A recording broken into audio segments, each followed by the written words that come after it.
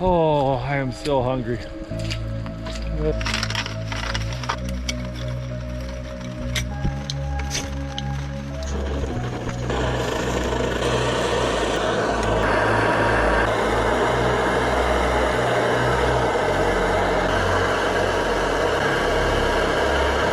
Oh, that's delicious.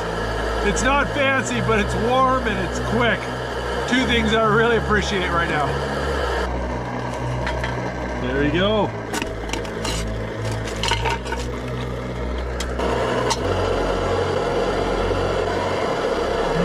I'll tell you what, guys, I am exhausted. I had to get up at 5:30 in the morning to catch my flight, spent all day on a plane, and then I had to hurry as fast as I could to get here before sunset. Didn't even have time to eat lunch.